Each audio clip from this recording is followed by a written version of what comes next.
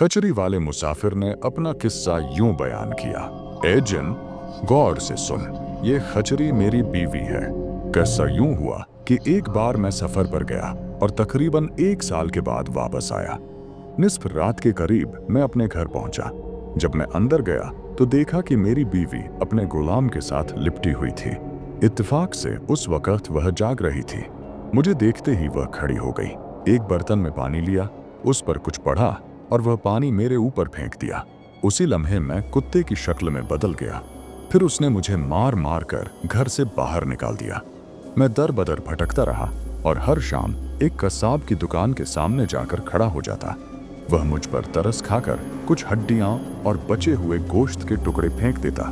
उन्हें खाकर मैं अपनी भूख मिटा लेता था। एक दिन जब कसाब दुकान बंद करके घर जाने लगा तो मैं भी उसके पीछे पीछे चल पड़ा।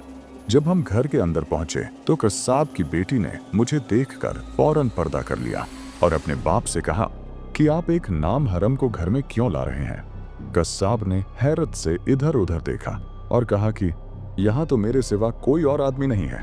लड़की ने कहा कि यह कुत्ता दरअसल इंसान है, इसे इसकी बीवी ने जादू करके जानवर बना दिया है। कसाब मेरा हाल सुनकर नरम दिल हो गया। उसने अपनी बेटी से कहा कि क्या तुम इसे दोबारा इंसान बना सकती हो। लड़की ने कहा, हाँ, मैं बना सकती हूँ। कसाब ने कहा, तो फिर इसे इंसान बना दो, यह बेचारा बड़ी मुसीबत में मुबतला है। चुनांचे उस लड़की ने कुछ पढ़ा और मुझ पर फूंका और मैं दोबारा अपनी असली इंसानी शक्ल में आ गया। मैंने फौरन उस लड़की के सामने हाथ जोड़कर कहा कि यह आपका ऐसा एहसान है जिसे मैं जिंदगी भर नहीं भूल सकता, लेकिन अगर हो सके तो मुझे कोई ऐसी तदबीर बता दीजिए जिससे मैं अपनी जालिम बीवी को कुछ सजा दे सकूं। लड़की ने कहा, ठीक है। फिर उसने पढ़ा हुआ पानी मुझे दिया और कहा कि जब तुम्हारी बीवी सो रही हो तो यह पानी उस पर डाल देना और जिस जानवर का नाम लोगे वह उसी जानवर में बदल जाएगी। मैं वह पानी लेकर घर की तरफ चला। मौका देखकर मैंने वह पानी अपनी बीवी पर डाल दिया और कहा कि खचरी बन जा। वह उसी वक्त खचरी बन गई। उसी दिन से मैं इसे अपने साथ रखता हूँ। जिनको ये कहानी पसंद आई और उसने सौदागर का बकिया 1/3 कसूर भी मुआफ कर दिया। उसके बाद जिन ने कहा कि अब मैं भी तुम्हें एक किस्सा सुनाता हूँ। पुराने जमाने में एक माहीगीर था जो बहुत बूढ़ा भी था और बेहद गरीब भी था, इसीलिए वह बड़ी मुश्किल से अपना गुजारा करता था। उसकी आदत यह थी कि वह सुबह सवेरे दरिया पर जाता और सिर्फ 4 मर्तबा जाल डालता और जो कुछ हाथ आ जाता उसी पर खुदा का शुक्र अदा करता। एक दिन हस्बे मामूल उसने दरिया में जाल डाला। जब उसने जाल खींचा तो वह बहुत भारी महसूस हुआ और वह दिल में खुश हुआ कि आज बहुत सी मछलियां आ गई हैं। खुशी खुशी जाल निकाला, लेकिन देखा कि उसमें एक मुर्दा गधे की लाश थी। वह बहुत दिल गिरफ्ता हुआ। फिर दोबारा जाल डाला तो उसमें सिर्फ कीचड़ और मिट्टी निकली और तीसरी बार जाल डाला, लेकिन वह बिल्कुल खाली निकला। यह हाल देखकर माहीगीर बहुत परेशान हो गया और चौथी बार जाल डालते वक्त उसने कहा कि ऐ अल्लाह, तू मेरे हाल से वाकिफ है। मैं रोज सिर्फ 4 बार ही जाल डालता हूँ। आज 3 बार डाल चुका हूँ, लेकिन मुझे मेरा रिज़्क नहीं मिला। अब आखिरी बार तेरे नाम पर जाल डाल रहा हूँ, अपना रहम फरमा। इस बार जाल फिर भारी लगा और जब उसने खींच कर बाहर निकाला तो मछलियों के बजाय उसमें पीतल का एक बंद आफ्ताबा था। माहीगीर ने सोचा कि शायद उसमें कुछ माल हो। उसने आफ्ताबे का मुंह खोला, लेकिन वह अंदर से खाली था। मायूस होकर उसने जाल समेटा और घर जाने की तैयारी करने लगा। इसी दौरान उसकी नजर आफ्ताबे पर पड़ी तो उसने देखा कि उसमें से धुआं निकल रहा है। माहीगीर रुक गया और धुआं आहिस्ता आहिस्ता बढ़ता गया और फिर एक बहुत बड़े जिन की शक्ल बन गया। वह जिन कहने लगा कि ऐ बादशाह सुलेमान, मुझे माफ कर दीजिए, मैं आइंदा कभी नाफरमानी नहीं करूंगा। माहीगीर पहले तो बहुत डर गया, लेकिन जब उसने माफी के अल्फाज सुने तो उसे कुछ तसल्ली हुई और उसने कहा कि हजरत सुलेमान अलैहिस्सलाम को तो वफात पाए बहुत जमाना गुजर चुका है। तू कौन है और यह क्या माजरा है। यह सुनकर जिन ने गुस्से से माहीगीर को देखा और कहा कि ऐ नादान, तमीज से बात नहीं करता, तैयार हो जा, मैं तुझे कत्ल कर दूंगा। माहीगीर ने कहा कि भाई, मैंने तुम्हारा क्या बिगाड़ा है। तुम सदियों से कैद थे, मेरी वजह से आजाद हुए हो और अब मुझे ही मारना चाहते हो। जिन ने कहा कि यह सच है कि तुम्हारा एहसान है, लेकिन मैं अपने वादे का पाबंद हूँ। जब हजरत सुलेमान अलैहिस्सलाम ने मुझे नाराज होकर इस आफताबे में बंद करवाकर दरिया में डलवा दिया था, तो मैंने दिल में अहद किया था कि अगर पहले 100 साल में कोई मुझे आज़ाद करेगा तो मैं उसे दुनिया के खजाने दे दूंगा, लेकिन कोई ना आया। फिर मैंने दूसरा अहद किया कि अगर दूसरे 100 साल में कोई मुझे निकालेगा तो मैं उसे ज़मीन के छुपे हुए खजाने बता दूंगा, लेकिन तब भी कोई ना आया।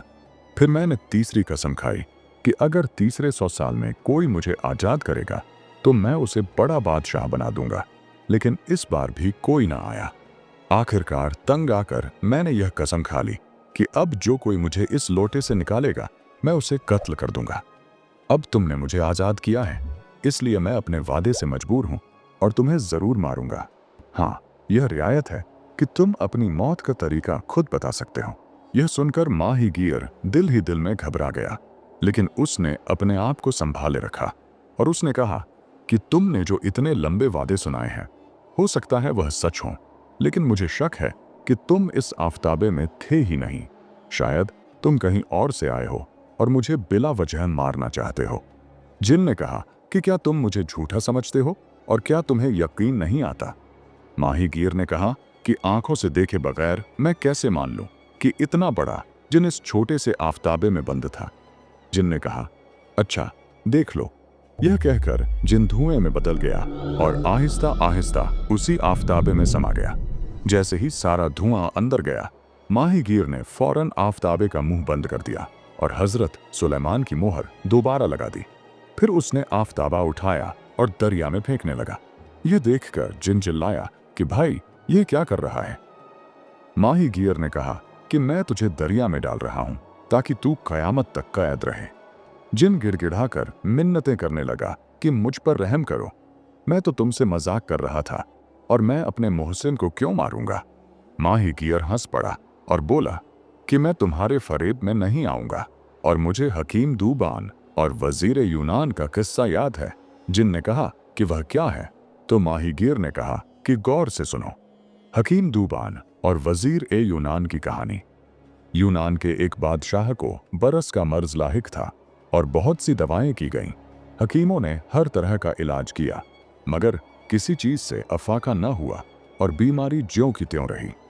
इन्हीं दिनों हकीम दूबान यूनान पहुंचा और जब उसे बादशाह की बीमारी का पूरा हाल मालूम हुआ तो उसने अर्ज किया कि मैं बगैर दवा खिलाए और बगैर किसी दवा के लगाए आपका इलाज कर सकता हूं। यह सुनकर बादशाह को बहुत खुशी हुई और उसने हकीम से वादा किया कि अगर मैं तुम्हारे इलाज से तंदुरुस्त हो गया तो तुम्हें बेशुमार मालो दौलत अता करूंगा। हकीम दूबान ने कुछ मोहलत तलब की और अपनी खदियाम गाह पर जाकर एक खाली गेंद तैयार करवाई। उसके अंदर चंद दवाएं रखीं और उसे अच्छी तरह बंद कर दिया। फिर वह गेंद बादशाह की खिदमत में लाकर पेश की और कहा कि आज आप इस गेंद से इस कदर खेलें कि आपके पूरे जिस्म पर खूब पसीना आ जाए और उसके बाद हमाम तशरीफ ले जाएं। बादशाह ने हकीम की हिदायत के मुताबिक अमल किया और खूब खेला। जिस्म पसीने से तर हो गया। फिर हमाम किया और वापस आकर आराम से सो गया। जब सुबह आंख खुली तो उसने देखा कि उसका जिस्म बिल्कुल पाक और साफ हो चुका है और बीमारी का नाम ओ निशान बाकी नहीं रहा। बादशाह ने उसी वक्त दरबार में हकीम दूबान को तलब किया, उसे बेहद मालो दौलत अता की और अपना खास मुसाहिब बना लिया। हकीम को यह इज्जत और मर्तबा मिला तो दरबार के उमरा उससे हसद करने लगे। एक दिन वजीर को मौका मिला तो उसने बादशाह से हकीम की शिकायत की और कहा कि यह शख्स अच्छी नीयत नहीं रखता और आपकी जान के लिए खतरा बन सकता है। बादशाह ने कहा कि तुम गलत कहते हो। अगर हकीम को मुझे नुकसान पहुंचाना होता तो इलाज के वक्त ही मुझे हलाक कर सकता था, मगर उसने तो मेरी ऐसी खिदमत की है जो कोई और ना कर सका। तुम यह बात महज हसद की वजह से कह रहे हो। मुझे सिंदबाद के वजीर का किस्सा याद आ गया है जिसने एक शहजादे की जान बचाई थी। उसे गौर से सुनो और अपनी इस हरकत पर नादिम हो। किस्सा यूं है कि सिंदबाद के बादशाह की सौतेली बीवी ने बादशाह के बेटे पर इल्जाम लगाया और कहा कि उसे कत्ल कर दिया जाए। बादशाह ने उसके कहने पर शहजादे को कत्ल करने का हुक्म दे दिया, मगर वजीर ने अर्ज किया कि हुजूर जल्दी फैसला न फरमाइए, पहले अच्छी तरह तहकीक कर लीजिए, कहीं ऐसा ना हो कि बाद में आपको उसी तरह पछताना पड़े जैसे एक शख्स को अपना तोता मारकर पछताना पड़ा था। वाकया यह है कि एक शख्स के पास एक अजीब और गरीब तोता था जो मालिक की गैर मौजूदगी में घर में होने वाली हर बात उसे आकर बता दिया करता था। उस शख्स की बीवी जवान और निहायत हसीन थी, मगर नेक सीरत नहीं थी। एक मर्तबा वह शख्स सफर पर गया तो उसकी बीवी ने अपने यारों से मिलना जुलना शुरू कर दिया। जब मालिक वापस आया तो तोते ने सारा हाल उसके सामने बयान कर दिया। औरत ने समझा कि उसकी बांदियों ने उसकी शिकायत की है। वह उन पर नाराज हुई, मगर सब बांदियों ने कसमें खाईं कि हमारा कोई कसूर नहीं, यह सब तोते की शरारत है। उसी ने सब बातें बताई हैं। तब औरत ने कहा कि मैं इसका इंतजाम करती हूँ। उसने एक बांदी को हुक्म दिया कि तुम सारी रात तोते के पिंजरे के नीचे चक्की पीसती रहो। दूसरी को कहा कि तुम पिंजरे पर पानी छिड़कती रहो, और तीसरी को हुक्म दिया कि तुम दूर से आईने का अक्स डालो, मगर इस बात का ख्याल रखना कि तोता तुम में से किसी को न देख सके। यूं पूरी रात यह सब काम होता रहा। सुबह जब मालिक ने तोते से रात का हाल पूछा तो तोता कहने लगा कि मैंने आज रात बड़ी तकलीफ उठाई। बारिश होती रही, बादल गरजते रहे और बिजली ऐसी चमकती थी कि मेरी आंखें बंद हो जाती थीं। यह सुनकर मालिक हैरान रह गया, क्योंकि रात को न बारिश हुई थी और न ही कोई बादल था। यह तोता झूठ बोलता है। और बीवी ने भी शिकायत की कि यह मेरे बारे में भी इसी तरह गलत बातें बयान करता है। चुनांचे उस शख्स ने गुस्से में आकर तोते को मार डाला। मगर चंद ही दिन गुजरे थे कि मालिक को सारा किस्सा मालूम हो गया और वह सख्त पशेमान हुआ। यह हिकायत बयान करके बादशाह ने कहा कि तुम भी मुझे इसी गलत राह पर डालना चाहते हो। जिस पर वजीर ने अर्ज किया कि मैं आपका खैर ख्वाह और सच्चा दोस्त हूं, लेकिन आपने इस हकीम पर अंधा एतबार कर लिया है और आपके लिए भी उसी तरह खतरा है जैसे एक मर्तबा एक वजीर ने शहजादे को बचाया और खुद अपनी जान से हाथ धो बैठा। बादशाह ने कहा कि अच्छा, वह किस्सा सुनाओ, क्या हुआ था? वजीर कहने लगा कि एक शहजादा था जिसे शेर के शिकार का बहुत शौक था, और एक दिन जब वह शिकार को जाने लगा तो बादशाह ने वजीर को उसके साथ भेजा और सख्त ताकीद की कि शहजादे को एक लम्हे के लिए भी तन्हा न छोड़ना और हर हाल में उसकी हिफाजत करना। शिकार के दौरान एक हिरन नजर आया और शहजादे ने फौरन उसका पीछा किया, मगर वजीर पीछे रह गया। हिरन उछलता कूदता जंगल में ओझल हो गया और शहजादा मायूस होकर वापस लौट आया। रास्ते में उसकी नजर एक खूबसूरत औरत पर पड़ी जो एक दरख्त के नीचे बैठी रो रही थी। शहजादा उसके करीब गया और उससे रोने की वजह पूछी। वह कहने लगी कि मैं एक बादशाह की बेटी हूँ और शिकार के दौरान अपने साथियों से बिछड़ गई हूँ। मेरा घोड़ा बेकाबू हो गया और मुझे गिराकर भाग निकला है। शहजादे ने कहा कि तुम मेरे साथ घोड़े पर बैठ जाओ और मैं तुम्हें इस जंगल से निकालकर तुम्हारे वतन तक पहुंचा दूंगा। वह औरत शहजादे के साथ घोड़े पर सवार हो गई और जब वह एक वीरान जगह पर पहुंचे तो वह अचानक घोड़े से कूद पड़ी और जोर से पुकारा, बचो, जल्दी आओ, मैं तुम्हारे लिए शिकार ले आई हूं। उधर से आवाज आई कि माँ, जल्दी लाओ, हम बहुत भूखे हैं। यह सुनकर शहजादा समझ गया कि वह गोल ए बियाबानी के हत्थे चढ़ चुका है। उसने फौरन घोड़े का रुख मोड़ा और अल्लाह से दुआ करता हुआ पूरी ककुवत से भाग निकला। वह औरत पीछे से आवाज देती रही कि साहब, आपको क्या वहम हो गया है? मुझे यहाँ क्यों छोड़कर जा रहे हो? मगर शहजादे ने पलट कर भी न देखा। कुछ देर बाद वह एक बड़ी सड़क पर आ गया और दिल ही दिल में खुदा का शुक्र अदा किया। और जब वह घर पहुंचा तो उसने सारा वाकया अपने बाप को सुना दिया। बादशाह वजीर की इस गफलत पर सख्त नाराज हुआ और उसे कत्ल करवा दिया। वजीर ने यह हिकायत बयान करके अर्ज किया कि बादशाह को किसी एक शख्स पर पूरा एतबार नहीं करना चाहिए। मुमकिन है जिस तरह इस हकीम ने एक गेंद के जरिए आपका मर्ज दूर कर दिया है, किसी दिन वह किसी फूल को सूंघने के बहाने आपकी जान को भी खतरे में डाल दें। यह सुनकर बादशाह वजीर की बातों में आ गया और उसने फैसला कर लिया कि इस हकीम को जरूर कत्ल किया जाए। चुनांचे उसने दरबार में हकीम को तलब किया और कहा कि मुझे मालूम हुआ है कि तुम किसी दूसरे मुल्क के जासूस हो और मेरी जान लेने आए हो, इसलिए मैं तुम्हें कत्ल करने का हुक्म देता हूँ। हकीम ने हाथ बांधकर अर्ज किया कि बादशाह सलामत को पूरा इख्तियार है, लेकिन मेरा कोई कसूर नहीं। अगर खुदा न ख्वास्ता मेरे दिल में आपके खिलाफ कोई बात होती तो जब मैं आपका इलाज कर रहा था उसी वक्त आपको नुकसान पहुंचा सकता था। अहले दरबार ने भी सिफारिश की कि आज तक हमने हकीम की कोई बात या हरकत मशकूक नहीं देखी, लेकिन वजीर ने ऐसी आग लगा दी थी जो आसानी से बुझने वाली न थी और बादशाह किसी तरह मानने को तैयार न हुआ।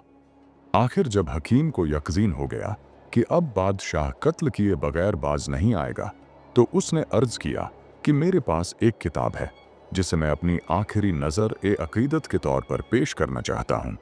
आप मेरे कत्ल के बाद मेरा सर अपने सामने रखकर अपने ही हाथ से इस किताब को खोलिए, फिर छठे वर्का के बाएं सफ़े पर 30वीं सतर एहतियात से गिनकर निकालिए और उसे पढ़ लीजिए।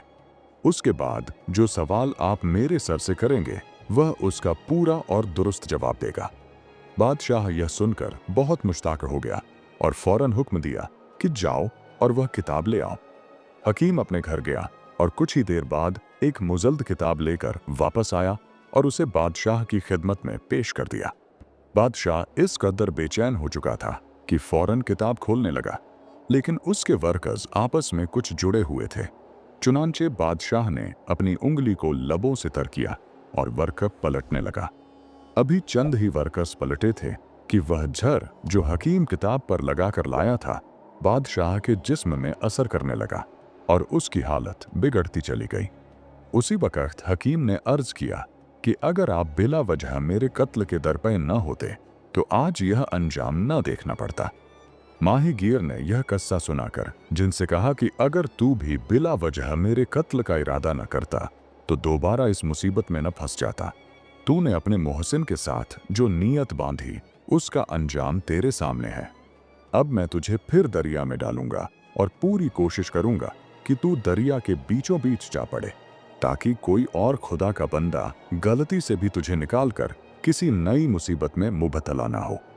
ये सुनकर जिन घबरा गया और मिन्नत समाजत करते हुए कहने लगा कि मैं खुदा की कसम खाकर कहता हूं कि आइंदा कभी तुझसे दगा नहीं करूंगा, मुझे माफ कर दे। माहीगीर ने कहा कि तेरा क्या एतबार, एक बार इस कैद से निकलकर फिर जो चाहे कर सकता है। मैं अपने और दूसरों के लिए यह खतरा क्यों मोल लूं। जिन ने फिर खुदा की और हजरत सुलेमान अलैहिस्सलाम की सख्त कसमें खाईं और वादा किया कि मैं तुझे मालदार बना दूंगा। आखिरकार माहीगीर को उसकी कसमों पर यकीन आ गया और उसने आफताबे का मुंह खोल दिया। जिन बाहर आया और फिर आफताबा उठाकर दरिया में फेंक दिया। यह देखकर माहीगीर डर गया, मगर जिन ने कहा कि खौफ न कर, अब मैं तेरे साथ कोई बुराई नहीं करूंगा, उठ और मेरे आगे आगे चल। माहीगीर उसके पीछे चल पड़ा और कुछ दूर जाकर वह एक पहाड़ के पास पहुंचे जहां एक निहायत खूबसूरत तालाब था। तालाब के किनारे खड़े होकर जिन ने कहा कि इसमें जाल डाल और जो मछलियां हाथ लगें वह बादशाह की खिदमत में पेश कर देना। वहां से तुझे बहुत बड़ा इनाम मिलेगा और बहुत से बंदगान एक खुदा मुसीबत से निजात पाएंगे। यह कहकर जिन गायब हो गया। माहीगीर ने जाल डाला तो उसमें 4 रंगों की मछलियां आईं। माहीगीर बहुत खुश हुआ और वह मछलियां लेकर बादशाह की खिदमत में हाजिर हुआ। बादशाह ने वह मछलियां बहुत पसंद की और माहीगीर को बड़ा इनाम अता किया। मछलियां बावर्ची के सुपुर्द की गईं। मछलियां जब बावर्ची खाने में पहुंची तो बावर्चन ने उन्हें तलने की तैयारी शुरू की और ज्यों ही उसने मछली को पलटने के लिए उलटा, अचानक सामने की दीवार जोर से फट गई और उस शगाफ में से एक औरत नमूदार हुई जो निहायत नफीस लिबास पहने हुए थी और उसके हाथ में एक तेज छुरी थी। वह औरत मछलियों की तरफ मुतवज्जे होकर बोली कि क्या तुम्हें अपना अहद याद है। यह सुनते ही मछलियां फौरन कड़ाही में दम के बल सीधी खड़ी हो गईं और जवाब दिया कि अगर तुम अपने अहद पर कायम हो तो हम भी अपने अहद पर कायम हैं। यह जवाब सुनकर वह औरत उसी तरह वापस लौट गई जिस तरह आई थी और उसी लम्हे वह मछलियां जलकर कोयला बन गईं। यह अजीब और खौफनाक मंजर देखकर बावर्चन पर घसी तारी हो गई और वह वहीं बेहोश होकर गिर पड़ी। जब कुछ देर बाद उसे होश आया तो वह सीधी वजीर के पास दौड़ी और उसे तन्हाई में बुलाकर दीवार के फटने, औरत के निकलने और मछलियों के जल जाने का सारा वाकया बयान किया। वजीर यह किस्सा सुनकर हैरान तो हुआ, मगर दिल में यह गुमान करने लगा कि शायद बावर्चन इसलिए यह बातें बना रही है कि मछलियां जल गईं और उसे बादशाह की नाराजगी का खौफ है। चुनांचे उसने इम्तिहान के तौर पर दोबारा माहीगीर को तलब किया और हुक्म दिया कि इसी किस्म की मछलियां फिर लाकर पेश करो। माहीगीर तालाब पर गया और 4 रंगों वाली मछलियां ले आया। वजीर ने हुक्म दिया कि इनमें से 2 मछलियां मेरे सामने तली जाएं। बावर्चन पकाने बैठी और जब उसने मछली को पलटा तो बौएनी ही वही वाकया दोबारा पेश आ गया। अब वजीर को यकीन हो गया कि यह कोई मामूली बात नहीं।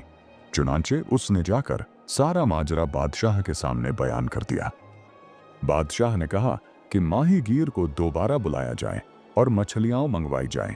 मैं खुद यह अजीब मंजर अपनी आंखों से देखना चाहता हूं। चुनांचे माहीगीर को फिर बुलाया गया। उसने जाल डाला और इसी तरह की 4 रंग बिरंगी मछलियां पकड़कर बादशाह के हुजूर पेश कर दी। बादशाह ने उसे इनाम दिया और हुक्म दिया कि मछलियां मेरे सामने ही पकाई जाएं। ज्यों ही मछलियां पलटी गईं, उसी तरह दीवार शक्त हुई और इस मर्तबा एक जिन हाथ में छुरी लिए नमूदार हुआ, उसने मछलियों से वही गुफ्तगू की और फिर गायब हो गया। मछलियां जलकर कोयला बन गईं। बादशाह यह देखकर बोला कि जहां से यह मछलियां आती हैं, जरूर वहां कोई गहरा राज पोशीदा है। उस जगह का हाल मालूम करना चाहिए। चुनांचे माहीगीर को फिर तलब किया गया और उससे पूछा गया कि तुम यह मछलियां कहां से लाते हो। जब उसने तालाब का पता बताया तो सब हैरान रह गए, क्योंकि वह लोग मुद्दतों से उस इलाके में रहते थे, मगर न कभी उस तालाब को देखा था और न ऐसी मछलियां कभी नजर आई थीं। उसी वक्त बादशाह अपने वजीर और चंद मुलाजिमों को साथ लेकर उस पहाड़ की तरफ रवाना हुआ और वहां जाकर देखा कि वाकई एक तालाब मौजूद है। बादशाह सारा दिन तालाब के चारों तरफ घूमता रहा, मगर कोई बात समझ में न आई।